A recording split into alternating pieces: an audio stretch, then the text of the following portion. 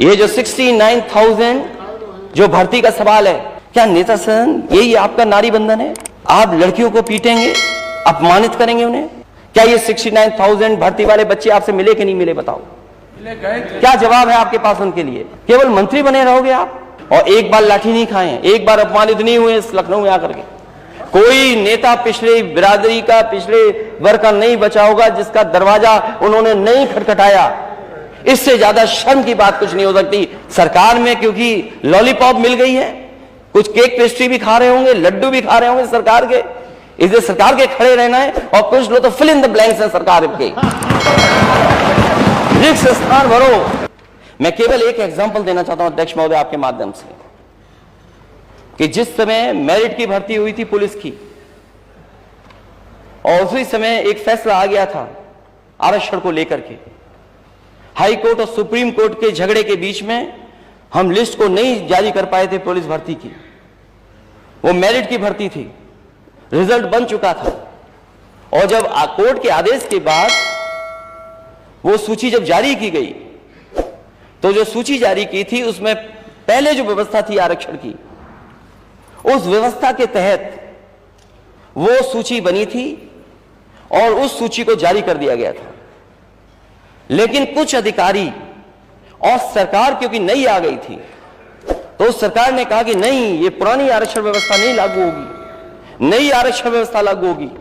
और जब नई आरक्षण व्यवस्था लागू के तहत वो सूची जारी की गई, तो 1700 नौजवान जो पिछड़े थे, दलित थे, उन्हें नौकरी से बाहर निकाल दिया गया था। उनकी भर्ती जनरल में हो गई थी और उन्हें नौकरी से बाहर निकाल दिया गया, ये कहकर के कि अब नई आरक्षण व्यवस्था लागू हो गई।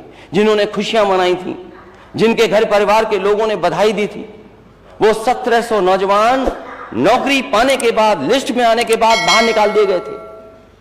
जब से ये नई व्यवस्था लागू हुई है आरक्षण की, जो मूल भावना थी मंडल कमीशन से, उससे हम डाइवर्ट हुए हैं। तब से पूरे देश में यह आवाज उठी है कि जाति जनगणना होनी चाहिए, और जाति जनगणना के बाद आबादी के हिसाब से सबको हक और सम्मान मिलना चाहिए। क्या यही तो सबका साथ सबका विकास है? क्या हम गलत बात कह रहे हैं? क्या सबका साथ सबका विकास तभी संभव है जब जाति जनगणना हो और जिसकी जितनी आबादी है उसके हिसाब से उसको आरक्षण और हक और सम्मान मिल जाए। क्योंकि सरकार में रहना है, इसलिए विरोध करना जरूरी है। सरकार में क्योंकि लॉलीपॉप मिल गई है, कुछ केक पेस्ट्री भी खा रहे होंगे, लड्डू भी खा रहे होंगे सरकार के, इसलिए सरकार के खड़े रहना है। और कुछ लोग तो फिल इन द ब्लैंक्स है सरकार के,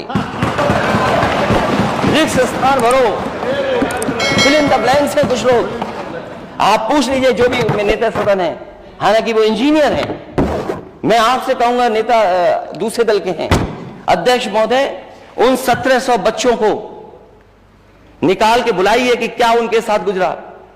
और सबसे पहला बच्चा जो नौकरी से निकला था, जो उस आंदोलन को लीड कर रहा था, ये तो सदन से ही चले गए। ये हमारी वजह से नहीं गए होंगे, कुछ कटी पतंग हैं, कटी पतंग। नेता सदन कोई सीट नहीं मिली क्या? या सीट में कम लोग थे या ज्यादा लोग थे? सबसे पहले एक कुशवा नौजवान था, वो आंदोलन को लीड कर रहा था, उसकी नौकरी गई थी। वो 1700 बच्चे पिछड़े और दलित थे, इसलिए तब वो मांग उठी है। और उसके बाद से मांग जाति जनगणना की शुरू हुई। मुझे याद है, लोकसभा में मैं मेंबर था, उस समय कांग्रेस पार्टी की सरकार थी। कांग्रेस पार्टी के उस समय की लीडरशिप से न केवल नेताजी ने, बल्कि शरद यादव जी ने, आदरणीय लालू प्रसाद यादव जी ने, और दक्षिण भारत के जितने नेता थे, जितने दल थे, उन सब नेताओं ने मांग की थी कि जाति जनगणना होनी चाहिए। उस समय कांग्रेस पार्टी ने आश्वासन दिया कि हम आंकड़ा जारी करेंगे, आंकड़े लेंगे, लेकिन कभी आंकड़े नहीं आए। 1931 के बाद, आजादी के बाद, अगर किसी ने जाति जनगणना रोकी थी तो वो कांग्रेस पार्टी थी। उसी रास्ते पे बीजेपी चल रही है, उसी रास्ते पर। इसलिए आज हम नई राजनीति के नए, उसी पुराने सिद्धांत को अपना करके चल रहे हैं। और यहां जितने लोग बैठे हैं, आज कुछ भी कहें सामने, कुछ भी सामने कहें, लेकिन अंदर ही अंदर अपनी बिरादरी के लोगों से कहते हैं हम तो जाजी अन्ना के पक्ष में हैं। आप पूछ लीजिए इनसे, ये जो 69,000 जो भर्ती का सवाल है, शिक्षकों का सवाल है, क्या नेता सदन यही आपका नारी बंधन है? आप लड़कियों को पीटेंगे, अपमानित करेंगे, उनको लाठी पड़वाएंगे, चिन्हित करके अधिकारियों को पोस्ट करेंगे, ये अधिकारी इसको मारेगा, ये पुलिस का इसको छेड़ेगा। ये सरकार का काम नहीं है अध्यक्ष महोदय। अध्यक्ष महोदय, सरकार का काम नहीं है। अगर आप वाकई में महिलाओं के पक्ष में, नारी बंधन के पक्ष में, और जो नए सदन में वो पास हुआ है बिल, अगर उसके पक्ष में 1% भी है, तो आपको उन बेटियों को, बहनों को बुला करके बात करनी चाहिए थी कि आखिरकार क्या नाराजगी है। और अध्यक्ष महोदय, अगर नेता सदन को नहीं पता है कि एफिडेविट क्या लग रहा है सरकार की तरफ से, मैं ये भी सुन रहा था, सरकार कहती है ये जुडिशियल मामला है, प्रिजुडिस है। अगर ये मामला है तो ये बताए सरकार ने एफिडेविट क्या दिया है कोर्ट में, क्या एफिडेविट दिया है सरकार ने कोर्ट में? इसमें 3 इश्यू चल रहे हैं, कट ऑफ मार्क्स, दूसरा इश्यू है रॉन्ग क्वेश्चन आना क्वेश्चन पेपर में, तीसरा आरक्षण का। बताओ, हमारे नेता यहां इधर बैठे हैं जो आपको सहयोग कर रहे हैं, क्या ये 69,000 भर्ती वाले बच्चे आपसे मिले कि नहीं मिले? बताओ, क्या जवाब है आपके पास उनके लिए? केवल मंत्री बने रहोगे आप?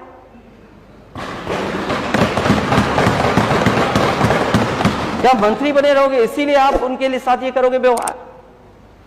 आप बताइए, रॉन्ग क्वेश्चंस आए, कट ऑफ मार्क्स में उनके साथ हुई, आरक्षण को लेकर के हेराफेरी हुई, क्या आपको नहीं पता हेराफेरी? आप तो मोबाइल छीन रहे थे। अगर वो बात कह रहे हैं अपनी, कभी कभी होता है ब्लड प्रेशर होता है कुछ लोगों को, चेक कराना चाहिए। हालांकि जो मशीनें लगाई थी सरकार ने वो सब फेल हो गई, सब मशीनें फेल हो गई। कुछ चल नहीं हो तो मुझे नहीं पता, तो आप देखिए कि क्या स्थिति है। कब का एड था? 5 दिसंबर का अटैचमेंट था, 5 दिसंबर का अटैचमेंट था। रिटर्न टेस्ट जून में हुआ 2019 में, और आज तक उन्हें लड़ना पड़ रहा है डबल बेंच की बेंच में। केस अभी भी रेगुलर सुनवाई हो रही है आपकी। और जो एफिडेविट दिया सरकार ने, वो क्या एफिडेविट दिया है? अध्यक्ष महोदय, सरकार एफिडेविट दे रही है, मतलब ऐसा एफिडेविट हाई कोर्ट में लगा रही है सरकार कि जो रॉन्ग क्वेश्चन थे उसका हम 1 नंबर देंगे आपको। ये गलती किसकी थी? क्वेश्चन पेपर में रॉन्ग क्वेश्चन आ जाना किसकी गलती थी? मैं तो अपने जो जाति झंडा को मन ही मन में मांग करते हैं, मैं उनसे कहूंगा कि अगर लॉलीपॉप मंत्री नहीं है आप लोग, तो ये एफिडेविट जरूर पढ़ना आप लोग। ये एफिडेविट पढ़िए कि सरकार ने एफिडेविट क्या दिया है, और उनकी मदद होनी चाहिए। उनके आरक्षण के साथ खिलवाड़ हो रही है, और एक बार लाठी नहीं खाए, एक बार अपमानित नहीं हुए इस लखनऊ में आकर के। कोई नेता पिछले बिरादरी का, पिछले वर्ग का नहीं बचा होगा जिसका दरवाजा उन्होंने नहीं खटखटाया। इससे ज्यादा शर्म की बात कुछ नहीं हो सकती। इसीलिए अध्यक्ष महोदय, मैंने पीडीए का नारा दिया, पीडीए ही एनडीए को हराएगा। और अगर आपने पढ़ा हो, सुप्रीम कोर्ट के चीफ जस्टिस क्या कह रहे हैं? Caste still resilient, affirmative action works to dismantle inequalities. क्या खराब बात है ये अगर हम आरक्षण मांग रहे हैं? और पढ़ना चाहिए क्या लिखा उन्होंने। ये उम्मीद जगाता है, आरक्षण आस देता है हमें आगे बढ़ने की, हमें उम्मीद जगाता है। क्या चीफ जस्टिस ऑफ इंडिया ये नहीं कह रहे हैं? क्या आप हम लोगों से कह रहे हैं कि हम क्या करेंगे आरक्षण